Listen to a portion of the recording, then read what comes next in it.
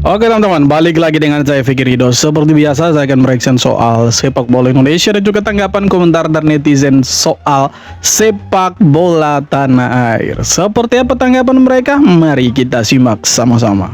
Let's go.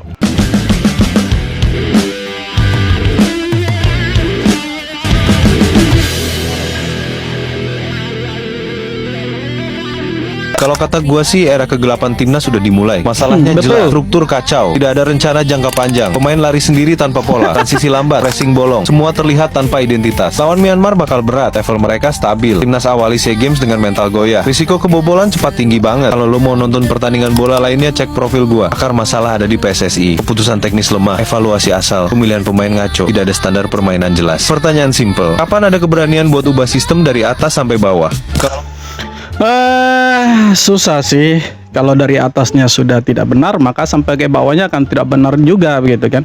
Tapi begini teman-teman, yang terpenting sekarang bagaimana kita mendukung tim ini. Semoga bisa menampilkan permainan yang terbaik di laga kedua, laga terakhir nanti di fase grup, maksudnya bukan laga terakhir Indonesia di SEA Games, karena kita berharap Indonesia sampai final karena statusnya Indonesia sekarang itu sebagai juara bertahan, karena di edisi sebelumnya itu kita sebagai pemenang sepak bola, oke? Di cabang olahraga sepak bola kita dapat emas waktu itu. Nah sekarang kita justru terancam tidak bisa lolos ke babak semifinal karena kalah 1-0. Nah kalau kita bisa menang lawan Myanmar dengan selisih lebih dari 1 gol, ya otomatis kita bisa lolos sebagai runner up terbaik dari grup C.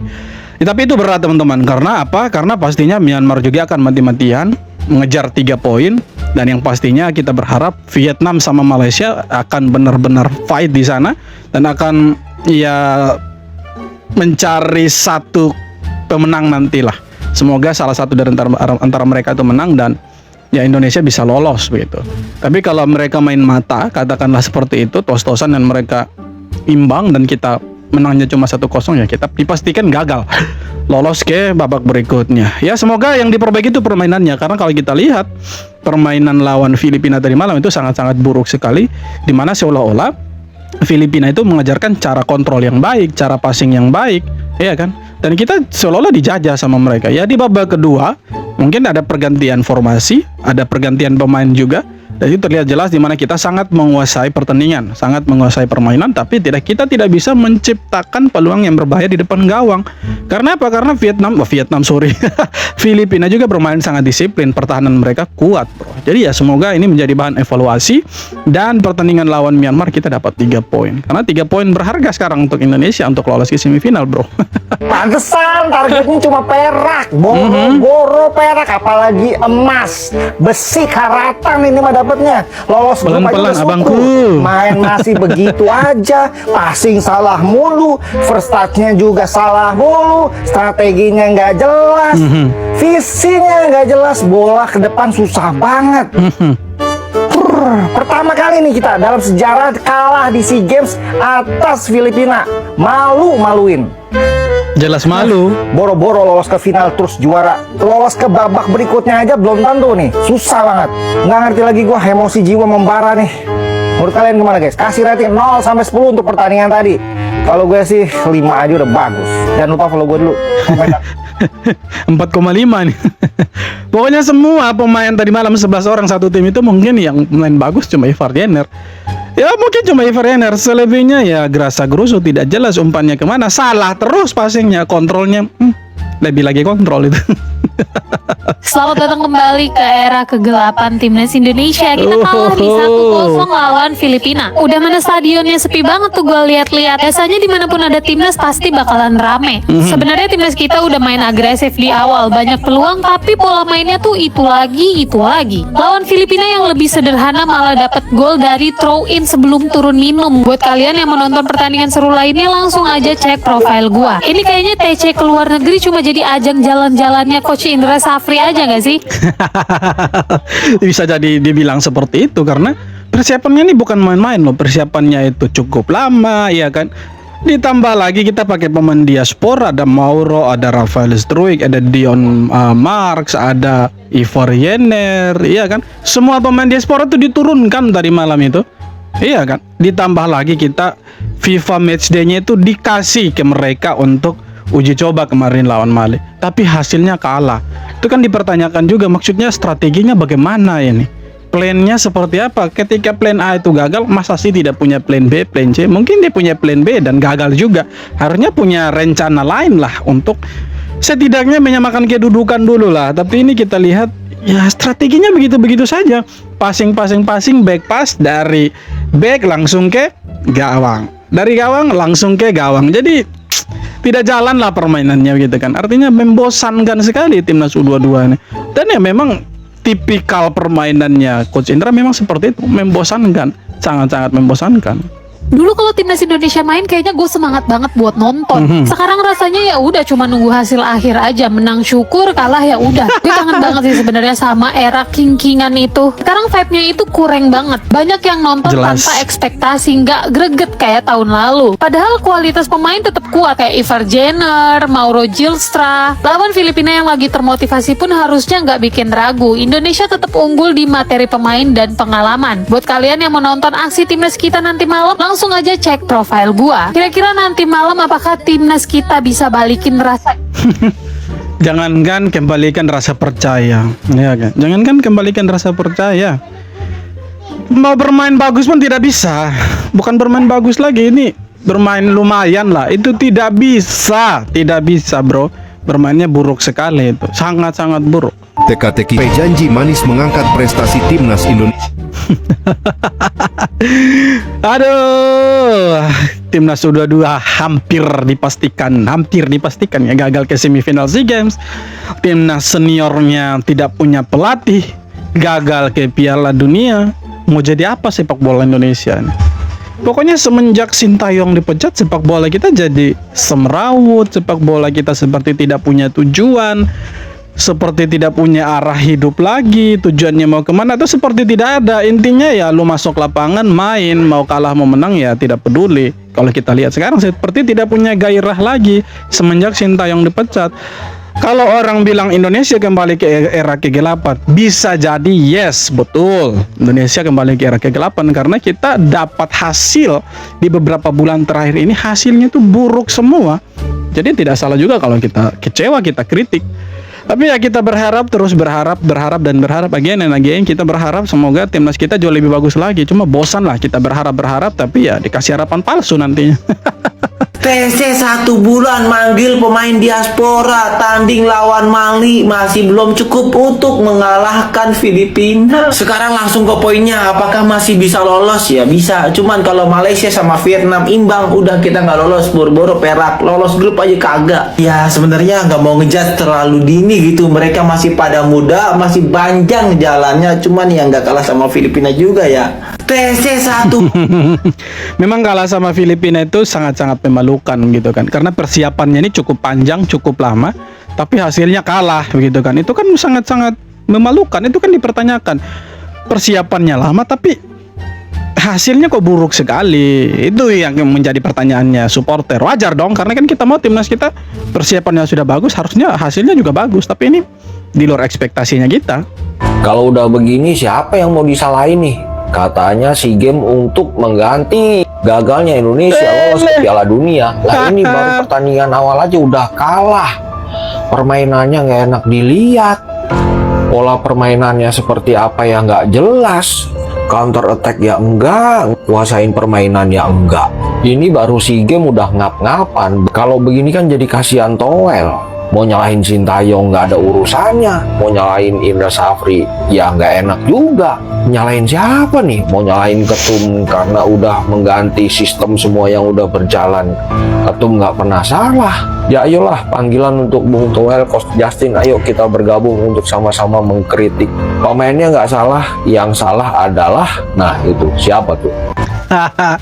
Yang salah tidak ada yang salah, semuanya salah, semuanya benar. Ya begitulah, supaya imbang, supaya fair, supaya tidak dibilang berat sebelah penilaiannya kan. Ya harus seperti itulah. Tapi kan ini kan soal siapa yang bertanggung jawab. Menurut saya yang paling bertanggung jawab ya pelatihnya.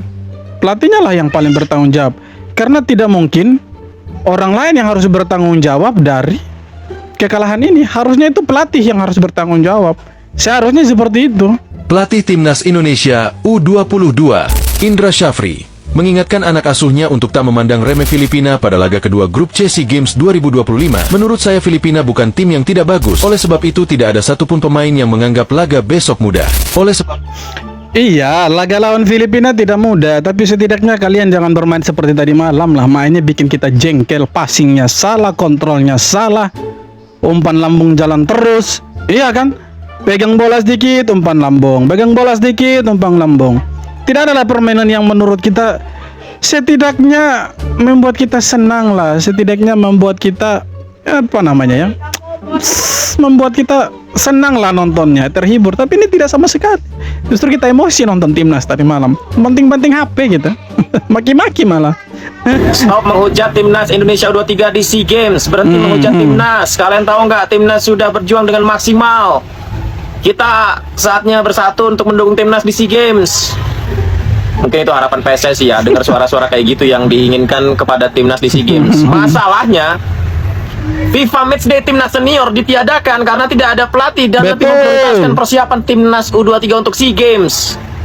Artinya sekitar 2,5 bulan, 10 minggu persiapan tim ini untuk SEA Games. Uji coba 4 kali, ngorbanin pemain U23 yang main di klub. Jelas ini jauh lebih prepare dibanding pas kualifikasi Piala Asia U23 kemarin. Setuju. Rasanya agak berat ya. Saya juga nggak mau hujat timnas. Tapi masalahnya cara mainnya itu kok begitu. Kita tidak mau hujat Polanya timnas, kemana? tapi jangan marah, kita kritik juga kan gitu. Sepertinya ini bukan salah Coach Indra Syafri, bukan salah pemain-pemain timnas, semuanya sudah berkualitas. Tapi nggak tahu lah salahnya di mana ya. Gila, Mauro Zylstra, Rafael Struijk, Ivar Jenner, Donny Pamungkas, pemain-pemain bagus, Kadek. Lawan Filipina di SEA Games kalah 1-0. Alamak. Jadi begini, semua pemain yang diturunkan sama Indra Syafri lawan Filipina tadi malam itu pemain-pemain yang secara teknikal, secara jam terbang bermain itu mereka sudah tinggi, tidak perlu diragukan lagi. Dan menurut pandangan kita sebagai penonton, sebagai supporter, itu pemain-pemain yang memang layak masuk starting line up. Oke? 11 pemain itu layak masuk starting line up. Cuma ada cumanya, ada tapinya. Permainannya tidak seperti yang kita harapkan. Yang kita harapkan itu mereka bermain lebih bagus, lebih terbuka, banyak menciptakan peluang dan harusnya mencetak gol, tidak gerasa-gerusu, tidak banyak umpan lambung, tidak banyak back pass ke back. Tapi kita lihat tadi malam itu semua di luar dari ekspektasinya kita.